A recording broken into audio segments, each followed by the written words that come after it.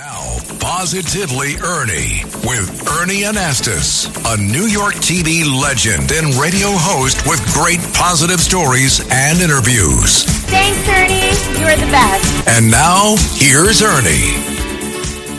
Hey, everybody. Welcome to the show. Back again. I love doing this program, and it's positive. And when we talk about positivity, I want to introduce you to somebody that I think is a very positive, uplifting person. You know her. She's a household name. Nicole Miller is here, ladies and gentlemen. Here she is. So nice to have you. Hold my hands. Great to see you. So good to see you, Nicole. I mean, listen, who doesn't know you? I mean, a fashion designer, businesswoman, great personality. I want to talk to you about so many things today. You feel comfortable here? Yeah, love it here. You like the environment? Is it nice? You're making me very comfortable. Well, you know what? I have so many things to talk to you about. You just told me you came back from Paris, right? Yeah, yesterday. You were in Paris. Now, Paris is important to you because I read, that you went to RISD in Rhode Island, great school. But then you were in Paris, and that was like a very intense kind of an experience for you. Tell us about that, and now you went back, so I want to hear about it. Well, I always had an affinity for Paris because my mother is Parisian. Yeah. So I always, to me, like I grew up with that whole Parisian thing in my head, and so I always wanted to spend time in Paris. So I decided when I was at RISD to take, I rigged up my own exchange program and went to Paris for a year, sophomore year, and went to an haute couture school, which Yves Saint Laurent and a lot of the famous French designers what went an influence, to. Yeah, it was great, and it was great to just, spend the whole year there and really get to know the city and polish up on my French. Yeah, do you speak French now? Yeah, Oui, oui? Oui, mais oui. I had a little French in school, and it's funny how you remember things. It's like when I had French in college, and I memorized le matin, je me lève à 7 heures, je me lave, je m'habille, je descends dans la salle à manger, je dis bonjour à mes parents. And, I'll throw that out once in a while. Just rattle that out. It just comes out like fast. that. So you speak French, but your mom really had a lot of influence on you because she felt that the Parisians, and it's true, really dressed beautifully. Well, she was very chic, very chic. And I had all these amazing pictures of her, and she was always, dressed really well. I still have some of her old, platform shoes, and I've lost some of the things over time, but she had these, big shoulder pad jackets and everything. Wow. Yeah, so I have great photos of her that, and that always, I found very inspiring. Well, and I actually, wore a lot of them, when I was in high school and college. Isn't that nice to have that kind of relationship? Well, you talk about your mom, but I also know about your dad, who was an engineer with GE. Yes. And he had an influence on you as well, as a designer, perhaps. Well, I always felt I was very technical. And, oddly enough, my best subjects in high school, not college, were chemistry and physics and trig and, calculus. That's pretty good. So, I was always really good with numbers and everything. Yeah. So when I was in high school, I always got a lot of pressure to go and, follow that path. But I was so obsessed with fashion. There wasn't any changing my mind at that point. No, you knew, right? You had an understanding of yourself. You knew where your gift was. Now, you started your first boutique, your first store, in 1986, Madison Avenue, right here in New York. Yes. And now you've gone on to do great things.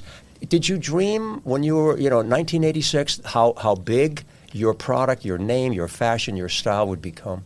Well, I think when you're in design school, you always have that fantasy of having your own brand. Yeah. And so I was always thinking, well, I would, want my own brand by the time I was 30 or something. And I think I actually had it before then through a strange set of circumstances because the company I was working for kind of went out of business. So it was financed by a larger company and they were out of money. So we just left. I left with my boss at the time, and who became my business partner, and we started this business on $100,000. Wow! But since we didn't have the other business anymore, we had to change the name. So the obvious thing was to just call it my name. Well, and a good name indeed. I mean, it really has caught on. But you've done so many marvelous things. I want to ask you about the first dress that you designed. It was supposed to be oversized or something, but it was a big hit. Well, it was funny because since we didn't have a lot of money behind us, it was really important that my first collection went out and sold. And I came up with this dress the first season. I had kind of a little mandarin collar and little buttons, but that was the only thing that Asian looking about it. The rest of it was this oversized blouson dress. And back in the 80s, everything was very large. Shoulder pads and big sleeves. And for men and women. Yeah. Well, this is a really oversized dress. Yeah. And we put on a hanger and we said, this thing is never going to sell. Surprise. And, everybody goes, put hanger straps in there. And I go, no, we're just going to ship it as it is. And it went out, and it sold like crazy. I heard. It sold like thousands and thousands and thousands. And we couldn't even find enough fabric to fill the orders that we were getting. Yeah. And it was selling in every department store. And if you walked around, like New York City, like in the springtime, everybody had that dress on. That was like a big $5 million hit, I read, right? It really, We ended up we did do $5 million the first year in business. That's amazing. Largely due to that dress. Do you think, Nicole, that kind of like, got it all started, put you on the map, so to speak? Well, it certainly gave me enough leverage to keep going. More than that 100,000 when you started, right? I know, because, businesses, money just goes out the window before you know it. So when someone asks you, and they say, and I'm asking you now, how do you describe your style? I mean, what words would you use to say this is what Nicole Miller's style is all about? What is it? Well, I've always called myself the uptown-downtown girl. And, I always had a ton of friends on the Upper East Side, and then I live in Tribeca. So I was always sort of like a mix of the two. Yeah. And it's also like the good girl, bad girl. So yeah, I got it. So it was always, I would make like, the pretty dress and put a leather jacket over it, which actually got to be quite a big trend. But it was always the kind of thing I was doing from the very beginning. Right. Combining kind of like the masculine, hard-edged thing with the soft feminine. Yeah. And that really became my signature. Yeah, distinctive. I know. Has it evolved over time? I mean, you're down at the fashion center, right? Well, trends change.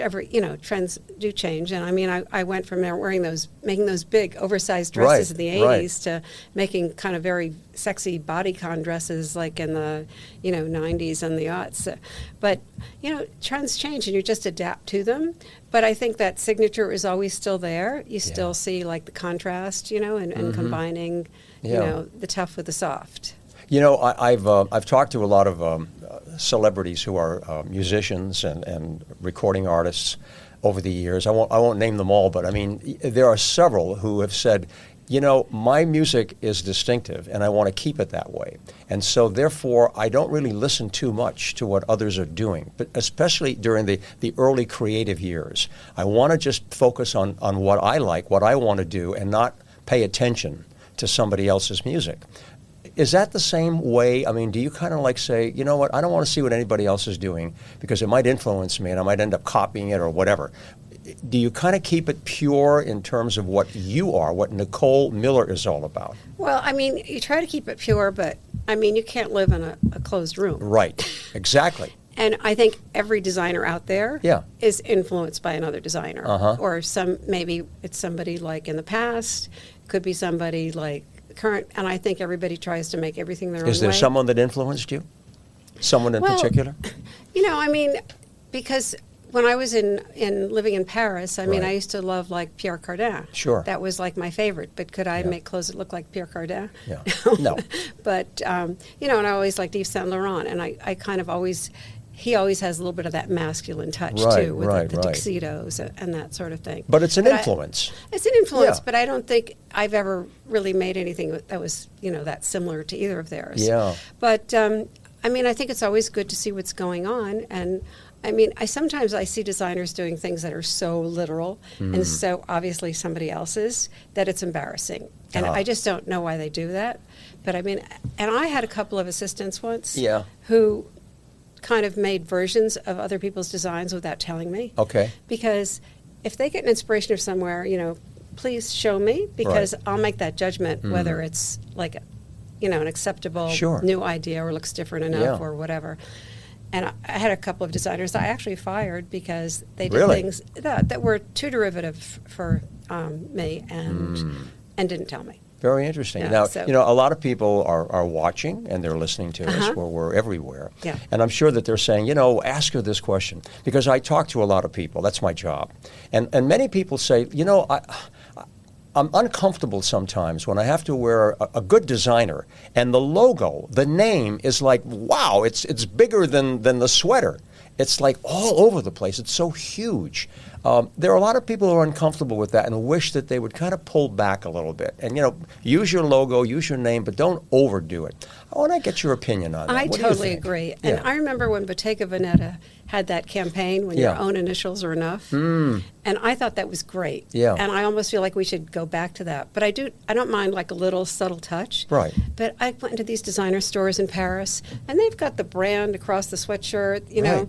And like, You're like a billboard. I know, it's ridiculous. I know. And also, the people that actually buy those pieces are kind of fashion victims. That can be a problem. And, the unfortunate thing is that many times, whatever the happens to be, a sweater, a jacket, and so forth, it's good. It's really nice. But the name just is so overpowering that it spoils it. It just takes away from, I think, from the beauty. I always feel like they should pay me to wear it. Exactly. If I'm going to be the people, billboard. I'm sure, are saying that. Hey, let me ask you about. I'm going to bring out a name, and I want to get your response. Barbie doll.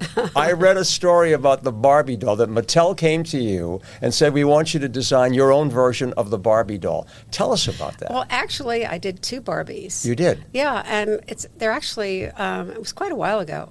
Probably like 25 years or so ago. Yeah. And I still have several in my office. One was called City Shopper, and I don't remember exactly the name of the other one. But it was really a fun project. And I remember every time I went to a personal appearance, literally like 200 people would line up outside for me to sign their Barbies. Isn't that amazing? Yeah, it has a huge draw. And anyway, and it's great to see this year, like with the movie and I know. everything.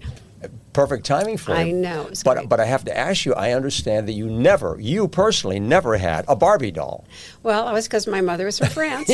And all our dolls came from France. Right. And they all had French names. It was Nadine and Marie Claire and Françoise and everything. Exactly. We all had French dolls. Yeah. And I was like, oh, I want a Barbie. And mine was like, no, you're not getting a Barbie. Oh, see that? Yeah, but look at what you did. I had to get my own.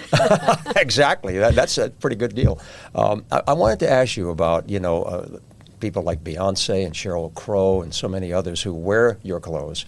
How does that work out? Because people say, it's kind of nice when major personalities are wearing your fashion, your style. How do you feel about that, and how does that work? Oh, it's fabulous. Yeah. I just love it. And Beyoncé has been great because, she wore, a lot of things over the years. And there was one dress that has like buttons that look like a necklace on it that she wore to perform in. I've got great pictures of her in that. Wow.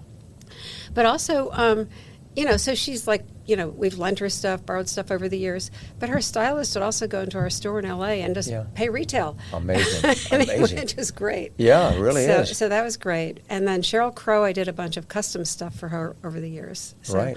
There was, there was a dress she particularly liked that I made in several versions. That's a nice thing. I mean, it's to your credit, obviously. And, you also design men's clothes. Yes. Ties especially. I mean, you should have brought a tie in for me today. Next time you a come, I want a tie. What's it like when, switching off? Men, women. Well, the whole men's business kind of came out of the women's business because when we opened up that store on Madison Avenue, my business partner said, and I was making silk scarves for the store out of some of my favorite prints that I used over the years. So he said, well, why don't you make me, a couple of ties or whatever. So I took 3 prints and I made like a few ties, but the tie manufacturer said I was going to make like 3 ties, and they said, well, we want to make like 36. So I put the rest of them in the Madison Avenue store, and then they flew out and they were begging for more. Wow. Yeah, and the funniest thing was that we'd put a theater ticket tie, and I had the Metropolitan Opera on it. Oh, yeah. So anyway, that was a great seller. It sold a lot. Yeah. And then the Met gift shop came and said, we want to sell that in our store. So we were selling them for a long time to the Met and everything. That's and then great. we got a letter from the Met, cease and desist, and you don't have the rights to this or something. We said, really? It became a problem. No. Yeah. We said, you're crazy. We've been selling these to you for years. Yeah. So how did that get settled? They said, okay, forget it. Unbelievable. When you talk about ties, I love ties.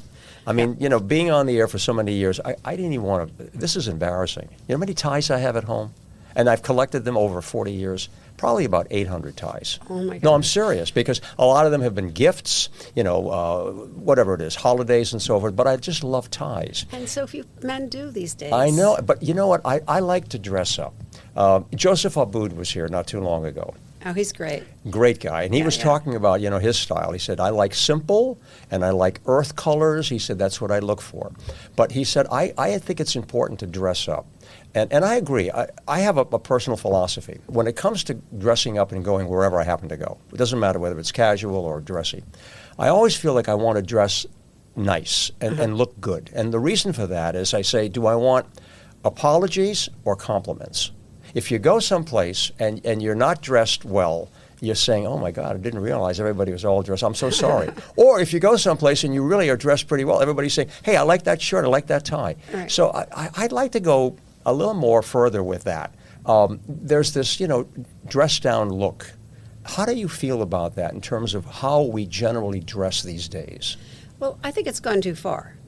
It's really gone too far. Yeah. And the way people dress in airports. Yeah. And first of all, it's a safety hazard. Yeah. Like you're in an airport and you're in flip-flops and a long maxi dress or something, and men are in like sweatpants. Yeah. I mean, it's just. Why are we doing that? No. I mean, it doesn't look good, and it's not even like comfortable. I know. I I would always wear a sport coat or something flying. I still do. Yeah. I mean, I tend to always try to wear like cotton and leather on a plane. I don't want to wear anything synthetic. Right. So, I mean, I would wear like jeans often, but I mean, I try to wear like that kind of fiber, Yeah. which is supposed to be, safest thing to fly in. Right. But I would never wear flip-flops or high heels. No. I would never wear high heels. Would you Nicole Miller like to see people dress up a little bit more? Tell me how you feel about that. I mean, first of all, it's killed my tie business, this casual Yeah, right. dress down casualness. Yeah, right. So, I mean, I really miss that because I wish men would go back to wearing ties more. That would be great. But no, I don't think people look good looking like slobs. So can that change? I mean, it's driven by a lot of things. I mean, the internet, social media, personalities, celebrities, and so forth. They control a lot of that, fashion and style. I don't know, but I mean, I just know so many men that just say, I just won't wear a tie, unless I'm going to like, a special event or something. Yeah. And even like jackets, people are, I mean, you would look nice if you're wearing a blazer, and a shirt, even if it's open at the neck. Right. But a lot of people won't even like dress like that. A lot of that formality is gone. Sometimes if I'll spot a video from 1955. In fact, if you're online, sometimes you'll see a video that they post 1955, and they show Fifth Avenue, New York, and you look at the people that are walking around. You've seen it. And men wore hats. Remember, men wore hats. And women wore hats. And the women were, and if you see them walking around, everybody's dressed. Take a look at a picture, a baseball game, Yankee Stadium, 1956, and you look into the crowd, did right? They wear suits to the game? They wore suits and ties. And the little kids, were wearing a little hat, and women were dressed and so forth. Today, if you take that same scene, that same picture, everybody looks the same. Yeah. It doesn't matter true. what age group you're at. Doesn't matter what gender. Everybody looks the same. I know. It's incredible. And like sweatshirt and crummy clothes. Yeah, I know. That's terrible. I know. You know what? I love talking with you. I got some questions that I always like to throw out. Okay. And if you could say to yourself, I wish I knew this earlier in life, something that you wish you might have known when you were growing up that might have helped you on a personal level, on a professional level, something that you wish you had known.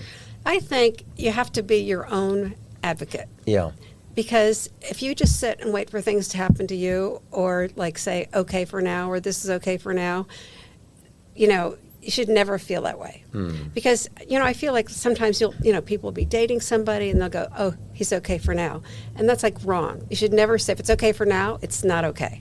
Like if it's your job is okay for now, it's not okay. I see. I mean, if there's anything that you feel that way about, you should look to change it. Maybe you can't change it tomorrow, but you've got to think about changing it.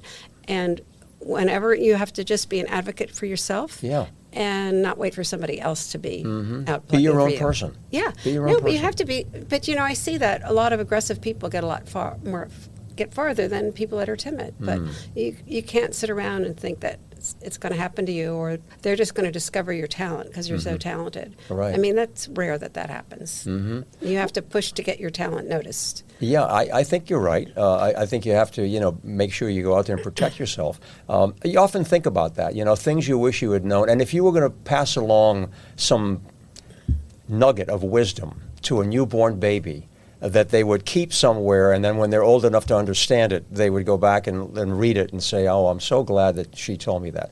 what kind of advice would you pass on to a newborn and say, you should think about this? I know you just mentioned, being your own person, but what else would you, impart? I don't know. I mean, just, well, I feel like a lot of times when you're deciding to do something and, like do it or don't do it, it's kind of like you always should do it.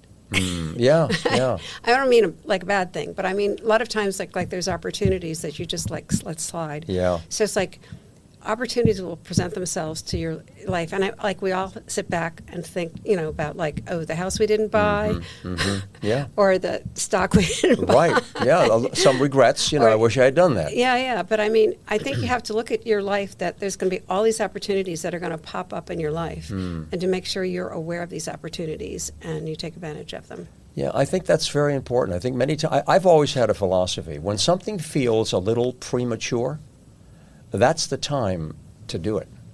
Because if you're thinking about something, it might be on your mind, like I wish I could move or something, or change my job. Right. If it starts to grow in your mind, then that's a good time for you to say, well, maybe I really should be doing that, and then start taking some action. I completely agree. You do? Yeah. But very often there's this little voice in your head, and you don't always pay attention to it. So, if you got that little voice or listen something. to that little voice. Yeah. I also, feel patriotism is very important. I think our country needs to be brought together. And we talked about this before we went on the air. There's a lot of divisiveness, a lot of hatred and anger out there. 1,000%. We don't like it. We don't like it. And, and looking for ways. So talk to me a little bit about your feelings about America, the good things about our country, the opportunities we have here, and some of the things we need to work on, Nicole. What are your thoughts? Well, I think that people don't really appreciate America enough. I mean, they don't appreciate what a great country we live in and what great opportunities we have here. And why is that? And how come they don't appreciate it? What's wrong? I don't know, but I just feel like there's so much negativity now, and everybody is looking for something to hate and to something to change. And, I just feel like we're just so lucky to be here. And, I mean, it's just a fabulous country, and there's fabulous things to do here and opportunities. Yeah. And I don't know, I just get tired of people being so negative all the time. But, but we're looking, Nicole, for answers, okay? I mean, we're all looking for answers. You and I are sitting here now and saying, what do we do? What do we do? I mean, I always look to leadership, and I say, we need people who are going to push us in the right direction. Right. Well, I think a lot of the negativity stems from jealousy, and I think a lot of people are very jealous, and that's why they look to push people down. You're right. But, it's really interesting, like Eric Adams made a great speech the other night at an event I went to, and it was really a very nice dynamic speech. I wish more people had heard it, but it was really about stopping the hate.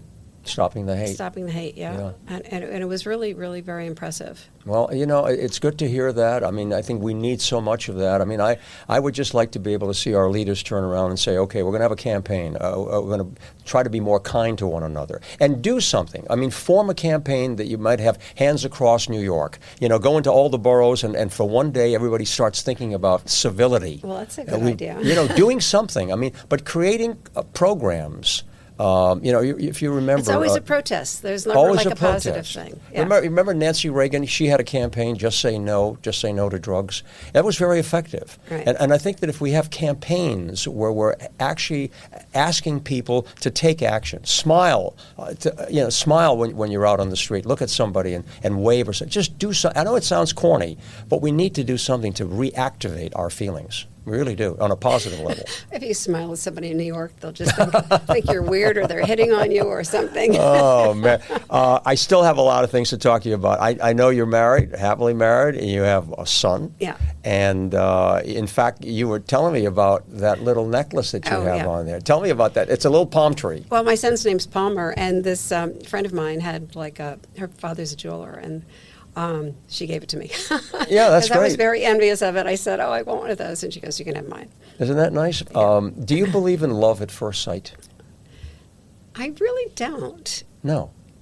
No. And it's funny because certainly I dated a lot of people before I got married, but I don't know, it was always people that grew on me that I actually didn't like at first. So when you decided to get married to your husband, what was the turning point? Well, no, I mean, we were actually friends first, and we were part of the same friend group, and we hung out together and whatever, and grew on each other somehow kind of organically or whatever. But I feel like that's always happened to me. I ended up sort of dating somebody that I kind of knew already a little bit. Wow. Yeah. How many years you been married now? 28. 28 years. And when you start thinking about your life, you say, you know what? I mean, I think about life and I say, you know, it's great. And there's still more to go. I mean, what dream do you have? I mean, here you are, you've accomplished so much, you've done so many things. What's left for you in your mind? Well, actually, I've been traveling a lot. Yeah. So I actually, you know, COVID cut down on travel. So I've actually been trying to, you know, I've been going on trips that I might not have normally gone on. And this year I was a judge for Miss USA. Oh, yeah. You've been doing that. You've been on a lot of television shows, too. Iron Chef, right? And yeah, that was fun. The Price is Right, you were on that, too? Oh, my God. Oh, my God, you've been doing a lot of television. I forgot about that. Yeah, that was... So you still have some dreams, right? I mean, I think that's so important. Personally, that's how I live my life. I always feel like I don't say to myself, I've been there and I've done that. I feel, what's left? What else can I do?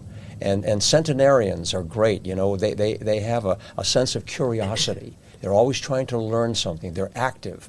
They believe somebody else is part of their life. They share their life. And I think that's what keeps you young and youthful. What would you say is maybe your secret to living every day and what you look for today and tomorrow? Well, I mean, I always have a great time because I have a great staff in the office. Yeah. And they're all like 25, and they're still happy to hang out with me. Good. You know what they say? A friend is somebody who knows you and still likes you. They know all about you. You know, and it's funny because I have this whole network of like past assistants. Yeah. And it's kind of a funny story because I took one girl to El Paso, Texas to design cowboy boots. She ended up falling in love with the bootmaker. Oh, really? And he gave her the business. So now she lives in El Paso and Look at makes that. Rocket Buster cowboy boots, which is the best boots on the planet. Fantastic. And then I took another girl to New Zealand. Yeah. She met a guy there. Now she's living in New Zealand.